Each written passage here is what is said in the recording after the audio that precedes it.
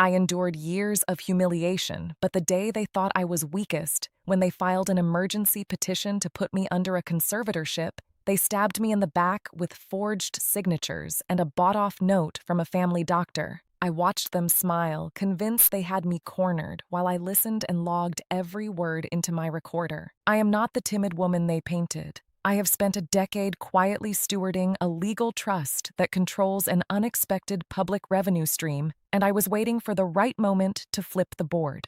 My name is Claire Whitman, and I am 32 years old. Before I reveal exactly how I dismantled their lives, let me know where you are watching from in the comments below.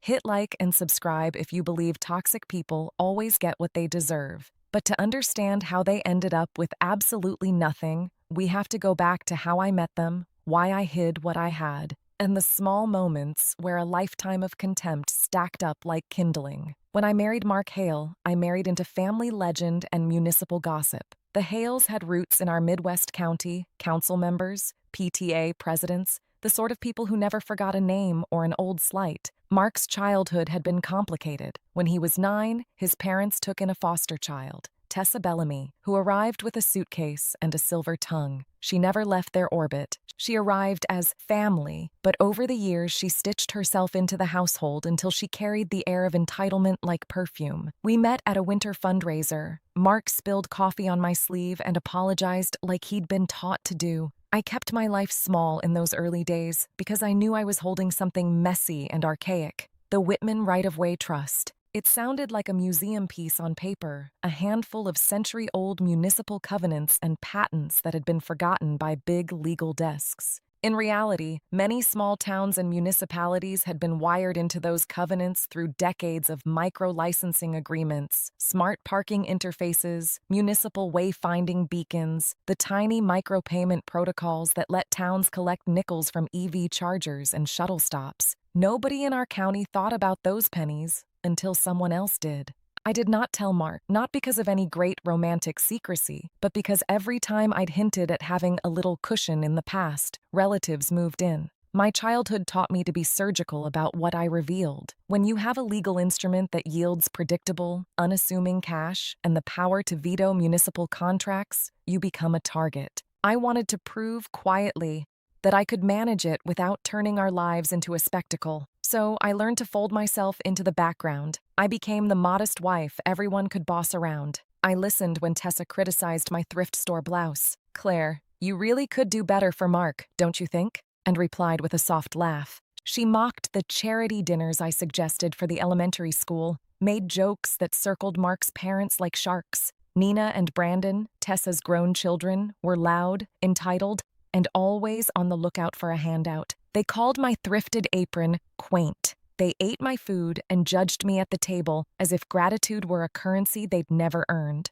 The worst of it was the way Mark softened when they criticized me, as if my silence was proof of my incompetence. He would bristle sometimes one night after Tessa openly suggested I should get a job because homespun wasn't a career, but then he'd apologize to me quietly and we'd move on. I swallowed because the trust depended on my discretion. I managed municipal licenses, held the trustee keys, monitored payments, and kept the trust almost invisible. I had reasons. The trust came from my grandmother, who had survived lean years watching relatives burn through fortunes. She'd told me once, in the hush of her kitchen, that people will smell money, Claire. Let them find something else to feast on. I promised her, so I stayed small. I stayed patient. I put up with sneers and helpful advice about how to live my life. When Tessa and Nina refused to help with the school bake sale because it wasn't worth the time, they didn't know I'd quietly wired a modest donation to the PTA. No note, no announcement.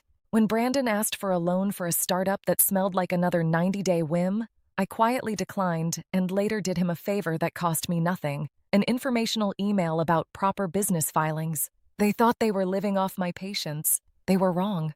The turning point came in March, 2 months before the county planned to unveil the Route 6 autonomous shuttle pilot. The town wanted to demonstrate an eco-friendly circulator using a private software stack.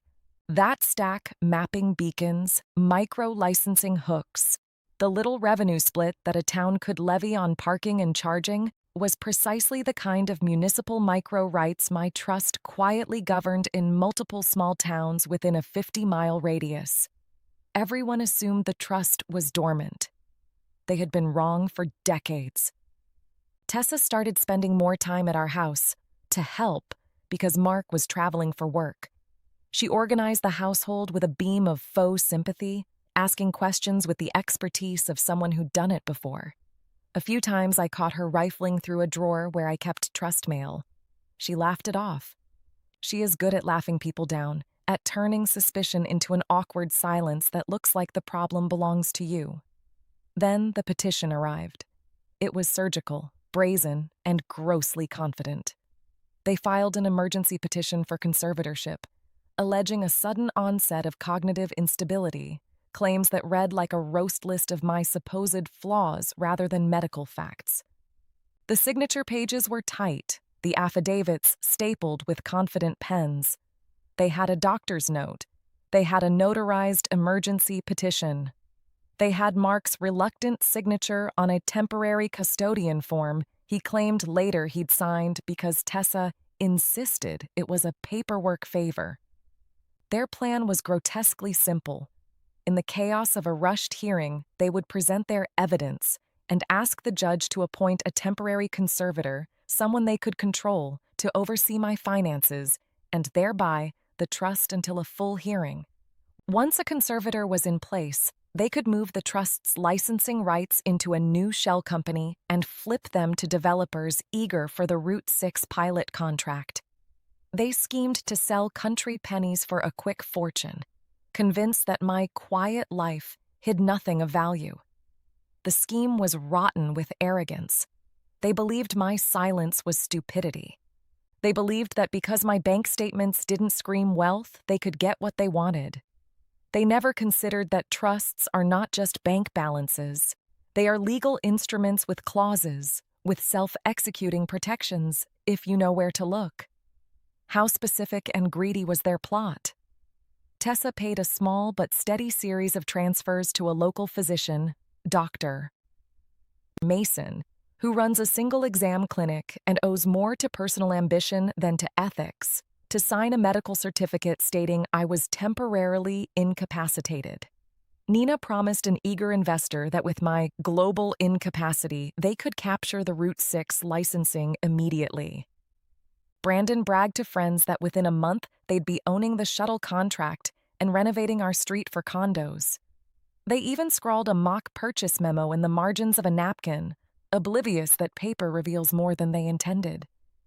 They planned the hearing to coincide with the Route 6 demonstration day, a perfect public moment when officials, reporters, and developers would be distracted. They thought a quick ex parte order during the commotion would slide like soap through hands. Nobody would notice until they had already moved the rights into their shell. It was ugly, it was greedy, and it was beautifully naive.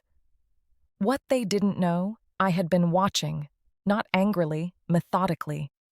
Months earlier, when I had seen irregular logins to my trustee portal, I started leaving traces. I fed decoy receipts into their greedy net. I flagged a fake municipal notice that required expedited authentication before any transfers could occur. I had not planned an act of revenge so much as built a legal valve that would burst at the right pressure. When they filed, a quiet part of me felt relief, because no lie is strong enough against evidence, and because the bigger the lie, the easier it is to find the seams. People think revenge is fire and rage. It is not. Revenge that lasts is cold and legal and composed like a ledger entry. I did not call neighbors or shout on social media. I sharpened the law. Step 1. I recorded everything. For weeks prior, I had an old recorder tucked into a kitchen jar where Tessa liked to leave receipts. It's primitive and obvious, but voices at close range are evidence. There were conversations, Tessa arranging transfers, Nina worrying about timelines, Brandon cackling about selling the little revenue streams to a developer from the city. The recordings were messy, human, and full of admissions that would make any judge's eyebrows raise. Step 2. I traced the money. I had quietly retained Evan Brooks, a forensic accountant I'd befriended in college, because he once helped me audit a small charity. Evan helped me map the transfers from Tessa to Dr. Mason's account, to a shell clinic, and then to a slush legal fund. We subpoenaed bank logs. The pattern looked like a heartbeat, small pulses of $1,200 here, $900 there, payments that smelled like bribes when matched to clinic visit dates in Dr. Mason's book. Step 3. I used the trust's own bones. The Whitman Right-of-Way Trust contains an obscure clause nobody had ever contested, a public interest immobilization provision my grandmother had insisted on after the family nearly lost land in the 1950s. It read stiffly on paper, but the legal language allowed me, as trustee, to place the trust under immediate arbitration escrow upon any attempted transfer initiated during a civil dispute. It required any county or municipal partner to pause deals and disclose all payments for a 30-day audit if the trustee filed a notice of dispute. In plain English, if someone tried to move a license while a conservatorship dispute was present, the licensing authority had to hold transfers and disclose the buyer. It was a little-known municipal protection statute embedded in our trust deed. I pre-filed an emergency petition of my own, in secret, with Judge Ramirez, who owed me nothing and therefore could be trusted to act strictly by the law. I attached the recordings, the bank maps, and a demand for an immediate temporary restraining order, TRO, against any transfer of rights pending forensic audit. I also filed criminal complaints with Assistant District Attorney Olivia Grant detailing the alleged bribery and forgery. Step 4. I arranged the public setting the way a chess player lines up pieces. The Route 6 autonomous shuttle demonstration was a televised event hosted in the county square. Developers, reporters, the mayor, and the whole town would be there. Tessa and her crew planned to crowd the courthouse steps right across from the square so their petition would feel urgent and righteous. They expected sympathy. They expected a rubber stamp. I expected a crowd that would hear everything. Step 5. I gathered allies. Not all wars are won in courtrooms. Olivia Grant prepared expedited warrants for fraud and forgery based on our pre-filed complaints. Evan compiled a tidy, visual ledger that would be undeniable even on a background buzz. I told the county clerk, quietly and with a stack of certified paperwork, that I would appear at the shuttle demo to speak if an ex parte hearing was attempted. I wanted the whole town to watch. And I made one final move that I felt a touch guilty about. I sent Mark a single, blunt email with evidence attached. I could have let him squirm, but I wanted him awake and in the light with me, not by their side. He showed up uncertain at the demo, sleeves rolled like someone who didn't know when to speak and when to stay silent. I did not practice grand speeches. I prepared documents, and I prepared to be still while the law did the shouting. The square smelled of cut grass and coffee. Reporters clustered by the gazebo. A folding table had been set for the Route 6 press release, prototype shuttle, developer placard, and a ribbon for the mayor. Tessa arrived with her crop of angry supporters, Nina fanning herself like a queen, Brandon posting a video on his phone as if tonight's victory were already his. They had made a show of charity. "We're doing this for the town," Tessa told cameras while their eyes flicked to the courthouse as if the real prize had already been won. I walked into the square with a slim legal folder and an unremarkable tote bag. I let people think I'd come to watch. I let the mayor offer a few ceremonial words. Then, halfway through, an assistant at my side handed the county tech a legal packet, a TRO notice, and a special notice of dispute under the Whitman Right-of-Way Trust. The tech, confused, tapped at a screen and then, as protocols demanded, ordered the live feed paused on the shuttle demo and diverted to a municipal meeting channel. By contract, all negotiations involving municipal rights had to halt and disclose their counterparties when a trustee filed a notice of dispute. The crowd hummed with a surprised murmur. Tessa's face went pale in a way I had never seen. Her smile cracked. I asked for a mic. The person from the production team looked at the packet, then at the judge's chambers message that had been quietly dispatched instructing the sheriff to be present. It was precise, like a scalpel. "Ladies and gentlemen," I said into the mic, my voice even, "I'm Claire Whitman. I oversee the Whitman Right-of-Way Trust. My name will be in the public filings for this county. I have filed a notice of dispute. I have evidence that a physician received payments to falsely certify my incapacity and that my family members have conspired to misrepresent me in court to take control of licensing rights they do not own." They laughed at first. Tessa's supporters shouted faint denials. "This is slander." "You're unhinged, Claire." But I kept going, and the hush that followed had teeth. The county feed showed the handwritten recordings transcribed, the bank trail mapped in a clean graphic Evan had prepared on an iPad, and a public attorney reading calmly the language of the trust. Upon notice of dispute, no municipal licensing transfer or effective change in ownership shall proceed without written disclosure to the trustee and a 30-day audit. The mayor's face tightened. Developers murmured. Brackets of reporters leaned forward. Then the sheriff stepped forward, and Olivia Grant spoke into the microphone, voice crisp and lethal with law. "Based on complaints of bribery, forgery, and conspiracy to defraud the county licensing process, I am issuing warrants for the arrest of any individual who presented forged medical statements to the county court seeking their own economic benefit. Dr. Mason, Tessa Bellamy, Nina Bellamy, and Brandon Bellamy, you are requested to show cause." You should have seen the way the camera caught Tessa's attempt at composure crumble. She lunged at the legal volunteer, handing her paperwork, voice shrill. "This is a witch hunt," she squealed, a sound that landed like a wet cloth on her supporters. Brandon shoved the mic stand. Someone tried to grab the iPad that had Evan's ledger. The sheriff's deputies responded with the slow, precise motion they reserve for people who have made their own choices. What sealed the room, no, the town, was the tape.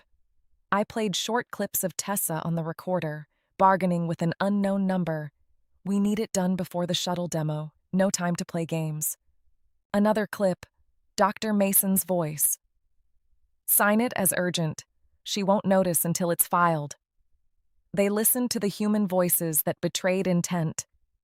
Judges are not supposed to humiliate in public, but the courtroom of public opinion followed the court's own unassailable orders. The TRO stayed in effect. The licensing authorities froze Route 6 approvals. Warrants were served.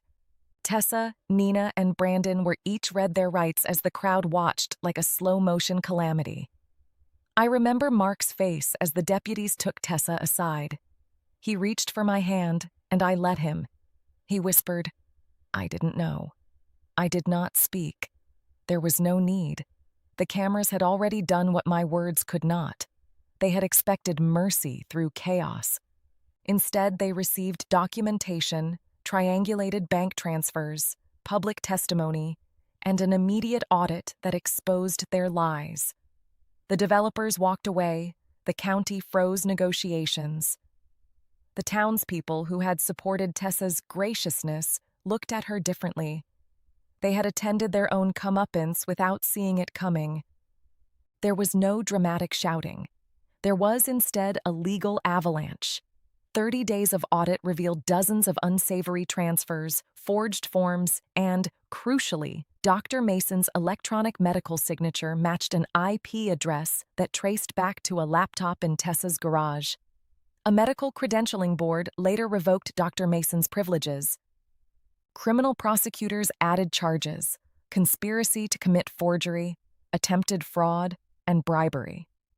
When the deputies led Tessa out, she looked at me in a way that made me nauseous, not the kind of look that asks for forgiveness, but the look of someone who realizes she misjudged a quiet person for a business plan. Nina and Brandon screamed about family betrayal, while Tessa pleaded that she had been helping the family. The crowd was silent. People do not like watching relatives arrested in public. They like living next door to dramas, but not being part of one. I did not gloat. There was no confetti. I filed a civil suit for damages to the trust and for the trauma inflicted. I requested an expedited hearing to remove any chance of future backdoor transfers. The judge signed an injunction. The trust's immobilization clause held. The developers had to disclose their offers, and none of them were worth the price of the publicity. The Route 6 pilot was postponed for cleanup, audit, and a purge of bad actors. When the deputies finally led Tessa past me, she spat. "You could have just given us a cut." I watched her mouth the words while the plastic cuffs glinted in the sun. I don't think I ever said aloud what we all knew in those moments. Why would I give criminals a cut of what my grandmother had fought to protect? After the arrests and the court filings, the family tried everything: texting, sobbing, bargaining. Tessa's mother-in-law called me like someone knocking on a glass window, voice small and frantic. Brandon begged for an attorney who could get him a plea. Nina changed her phone number and attempted to make amends with late-night messages. They came to our door, their voices sharp with apologies that smelled like calculation. Mark held my hand in the kitchen one evening when the house felt too quiet. "I should have seen it," he said, voice flat with shame. "You should have told me," he added, two confessions in one breath. I told him once, calmly, that I'd wanted him to be certain of who he stood with, that I had hoped he'd step forward when the hard part came. He did then. He stepped forward in small ways, showing up at hearings, writing the right checks to get professional counseling for his naivety, publicly apologizing. They begged, they wrote letters, they sent flowers that I did not accept. There was a private hearing where they tried to negotiate a penalty smaller than the damage. The court imposed restitution and civil fines large enough to make a bankrupt family reevaluate lifestyle choices. Tessa's house went into receivership when liens showed up. Nina and Brandon found their credit scorched by judgments. I set boundaries. I blocked numbers. I accepted Mark's apology with cautious kindness and made it clear that reconciliation, if it ever happened, would be earned in small units of trust over time, not shouted promises. I donated to the PTA in my grandmother's name, quietly, and I used a fraction of the trust's income to fund a municipal transparency fund so other towns could audit any potential transfer of rights without needing a private detective. There was a peacefulness in unclenching. It surprised me. For years, I had measured my days in compromises, keeping the peace at the cost of personal dignity. Now, after the legal storm, I took walks at dusk without rehearsing my responses to sneers. I learned to sleep with doors unlocked. I sat in the kitchen in the morning with a cup of coffee and the municipal ledger open, not because I feared theft, but because I cared for something and wanted to steward it well. People asked if I felt vindictive joy. I did not. What I felt was something like justice, clean, legal, and articulate. I felt like my grandmother's old kitchen table, still solid after the storm. The family that tried to take from me had their own reckonings, criminal records, restitution, and a social cost that is harder to pay than money. They called me greedy then, after the arrests. It was a strange inversion. Their greed made them hungry. My restraint made me rich in all the ways that matter. And the trust? It continues to fund modest projects across our county, charging stations at the senior center, a new route for senior shuttle rides, a transparency hotline for municipal licensing. My grandmother would have laughed at the irony. The mechanism she set up to protect a small family legacy now helps the very community that once feared our name. If you are listening from your living room or your smart TV at night, if you are a woman who once cowered at in-law comments or an older neighbor who knows the sound of entitlement, know this. Surviving their greed is possible. It requires evidence over volume, contracts over fury, and allies who know the statutes that bite back. I planned for a long time. I recorded, I documented, and I used the law in a way they could not. In the end, they begged. I rejected them. I told them there would be no backhanded bargains, no quiet payoffs. If they wanted to change, they could do it somewhere else, with someone else. I replaced their space at our table with volunteers from the Transparency Fund. The house grew quieter. The laughter around me became honest rather than borrowed. I do not tell this story to boast. I tell it because when I was 32 and called cheap by my in-laws, I almost let them strip me of what rightfully belonged to my family and to the towns we served. Instead, I used patience, law, and the stubborn memory of my grandmother's kitchen to make sure the next person who tried to prey on quiet wealth had to stand before a jury, not a gossip circle. If you liked this story, let me know where you are watching from in the comments below. Remember to subscribe for long-format stories about people who take justice into their own hands without losing themselves in the process.